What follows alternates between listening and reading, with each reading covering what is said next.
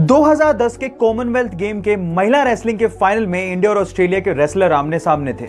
इसके पहले तक भारत में रेसलिंग को पुरुष प्रधान गेम माना जाता था, क्योंकि इसके पहले तक किसी भी महिला ने कॉमनवेल्थ जैसे गेम में कोई मेडल जीता तक नहीं था। लेकिन उस दिन के बाद यह सोच और भारत का इतिहास दोनों बदलने वाला था, क्योंकि हरियाणा जैसा स्टेट जहां पर महिलाओं को इतना रेसलिंग के लिए प्रमोट नहीं किया जाता, वहां से निकलकर उस लड़की ने ना सिर्फ फाइनल में जगह बनाई, बल्कि ऑस्ट्रेलिया की एमिली को 0-1-0-7 से एक तरफा मुकाबले में हराकर कॉमनवेल्थ के इतिहास में गोल्ड मेडल जीतने वाली पहली भारतीय महिला बनी।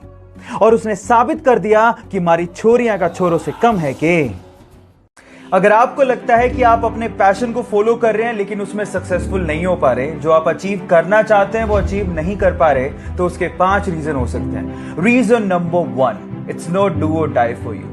बहुत सारे ऐसे लोग हैं जो ऐसा सोचते हैं कि वो अपने पैशन को वीक में स्पेयर टाइम में 1 या 2 घंटा देख के कंप्लीट कर लेंगे, तो पॉसिबल नहीं है। इमेजिन कीजिए कि कोई आपकी कनपट्टी पे एक बंदूक रख दे और बोले कि आपको ये काम करना है, then what will you do? You will definitely find a way. आप जरूर उस काम को करोगे। बस ऐसा ही डू और डाई का पैशन चाहिए guys. So follow your heart and follow your dreams like it's do और डाई फॉर यू। बाकी बचे हुए 4 रीजंस को जानने के लिए मुझे फॉलो करना मत भूलिएगा। मिलते हैं अगले वीडियो में। Thank you. सक्सेसफुल लोगों की लास्ट हैबिट यानी कि हैबिट नंबर 10 है, they do what they love. Guys, अगर आप पूरे दिन वो काम करते हैं जो आपको पसंद ही नहीं है, तो आप कभी सक्सेसफुल नहीं हो सकते। इस दुनिया में बहुत सारे ऐसे लोग हैं जो अपने पैशन को फॉलो ही नहीं करते। वो सिर्फ पैसों के लिए वो काम कर रहे होते हैं जो वो करना ही नहीं चाहते। So guys, follow your heart, find out your passion and convert your passion into profession. So ये थी 10 पावरफुल हैबिट्स, और अगर आपने एक भी हैबिट मिस की है तो प्रोफाइल में जाके जरूर चेक करिएगा। मिलते हैं अगले वीडियो में। Till then stay connected, stay motivated.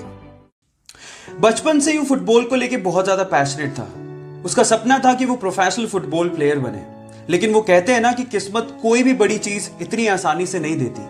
कुछ ऐसा ही हुआ। अचानक से उसे पता लगा कि उसे ग्रोथ हार्मोन डेफिशिएंसी है।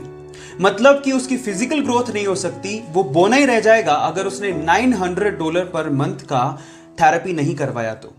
इतने बड़े एक्सपेंस को उसकी फैमिली अनफॉर्चुनेटली बियर नहीं कर सकती थी। जिस क्लब के लिए वो खेलता था, उसने भी इस मेडिकल एक्सपेंस को बियर करने के लिए मना कर दिया। जिस भी क्लब में वो अप्लाई करने जाता था, वहां पर उसके मेडिकल कंडीशंस, उसकी फिजिकल कंडीशंस को देख के उसे मना कर देते थे, उसे रिजेक्ट कर देते थे।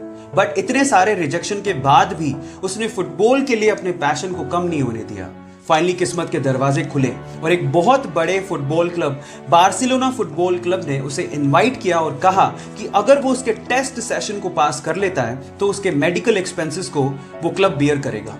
जब पहली बार वो टेस्ट सेशन के लिए ग्राउंड पे उतरा तो बहुत सारे फुटबॉल प्लेयर उसके बोने कद को देख के हैरान रह गए। लेकिन जब उसने परफॉर्म किया तो सब एक ही बात बोल रहे थे कि ये लड़का फुटबॉल खेलने के लिए पैदा हुआ है। बस फिर क्या था, बार्सिलोना क्लब ने उसे उसकी जिंदगी का पहला कॉन्ट्रैक्ट दिया। उसके बाद उसने जिंदगी में पीछे मुड़ के नहीं देखा। वो वर्ल्ड का मोस्ट वैल्यूएबल फुटबॉल प्लेयर बना। इसके अलावा वो हाईएस्ट पेड फुटबॉल प्लेयर भी बना। उसका नाम है लियोनेल मेसी। गाइज, एक बार किसी रिपोर्टर ने उससे पूछा कि उसकी ओवरनाइट सक्सेस का राज क्या है, तो उसका जवाब आप लोगों को सुनना चाहिए। उसने कहा कि इस ओवरनाइट सक्सेस के पीछे 17 साल 114 दिन की कड़ी मेहनत है। उसके बाद वो यहां तक पहुंचा। सो गाइज, इसीलिए कहते हैं कि सक्सेस ओवरनाइट नहीं मिलती। उसके लिए आपको कड़ी मेहनत, बहुत ज्यादा हार्ड वर्क, पैशन के साथ करना पड़ता है, पेशेंस रखने पड़ते हैं। और अगर आप में वो पेशेंस हैं तो आप भी रिकॉर्ड तोड़ ही दोगे। So guys, stay motivated, focus again.